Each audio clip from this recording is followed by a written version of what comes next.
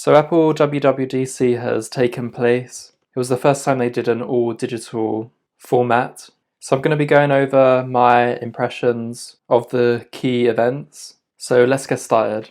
So Apple started the event with their latest version of iOS 14. They provided us with a preview with what they were going to announce. And so the first announcement made was what's called App Library. So on iOS currently we have several tabs, and for the most part people generally put all the apps they don't use at the end. And so the App Library allows you to group related applications and also has a search functionality to easily access. So I think this is going to be pretty useful. It's going to be better than the current approach that they have. And for different users, they're going to have different recommendations when searching for a given app based on their personal preferences. So the next announcement that Apple provided was related to widgets. So on iOS, we currently have widgets available on the Today view, but they're not really configurable, so they're fixed widths. It's now going to be possible to select from a subset of sizes, what looks to be small, medium and large, and I felt this looks a lot nicer than the current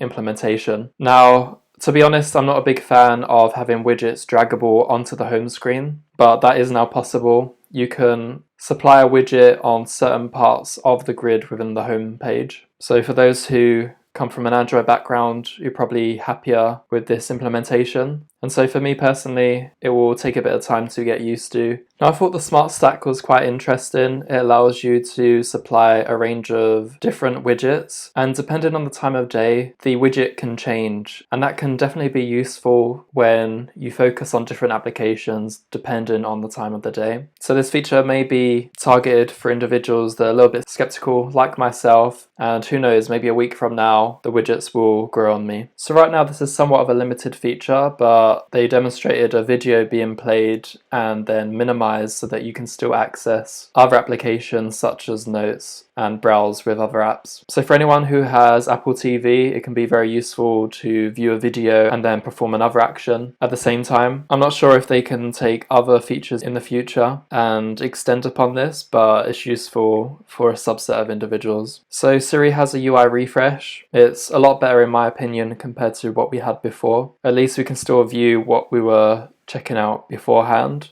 And there has been some changes to the algorithm so that it's just a little bit more useful. In terms of other minimal announcements, they spoke about a new app called Translate. Now this is very synonymous to that of Google Translate. Now in saying that, I'm curious to see how different this will be to that of Google's conversation translation. So I'm curious to check this out. So Messages is having a few changes. We now have the ability to supply inline replies. Definitely very similar to that of Slack's implementation, but this is an improvement nonetheless, and it can reduce the amount of noise that takes place when you have large groups. You can also supply mentions, again similar to Slack, but it is still a useful feature, so we can't knock it too much. So there are a couple times when they spoke about cycling, and we'll see later on as well with WatchOS. Now I remember way back in the past when I really hoped that they would have cycle directions, and it was the main reason why I switched from Apple Maps to other rival companies. So it's good to see this ability for those cyclist enthusiasts out there.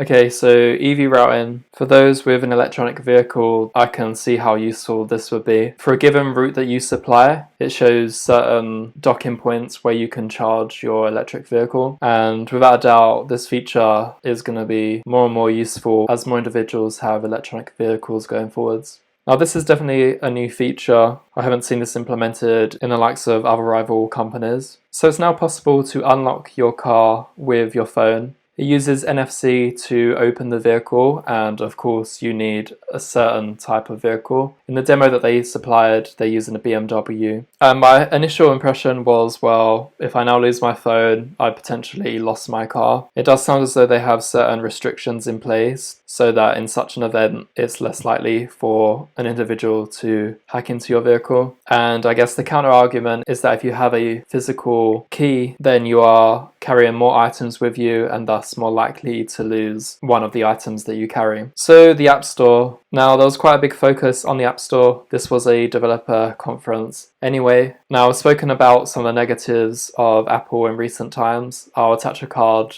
on the video, so you can check that out. But Apple has released something called App Clips, and so it's a quick preview of a given app. You don't have to download the entire app, and it just allows you to interact with other services out there without having to spend ages with an app installation. So overall, this looks useful. I suspect it's just the big players and applications that require this quick peek into a given app. So for the most part, this won't change anyone's day-to-day behavior, but for certain situations, this does seem like it could be quite useful. Okay, so moving on to iPadOS. So Scribble looks really useful for iPad users. If you sketch out a given shape and you do a long press, the software will straighten up lines, as we can see in the example. But even more useful is the ability to just handwrite into the search URL. Scribble will convert your characters into text form to perform the search function. So I really like this feature. I'm not an iPad user myself, but it looked great. Now there's other features out there. Feel free to check in your own time all the other ones. But for me, Scribble was the most impressive feature. So moving on to AirPods. One feature that I found frustrating for myself is that when you switch from, say, your iPhone to your iPad, in the past you would have to manually sync. But with iOS 14 installed on all the different devices, the technology is able to detect which device you have currently and then automatically switch. So another really cool feature is something known as spatial audio, and it's effectively a surround sound system within the AirPods. Now there's a lot of complexities, as we can see in the video. When you turn your head and turn your device, you also want the sound to turn so that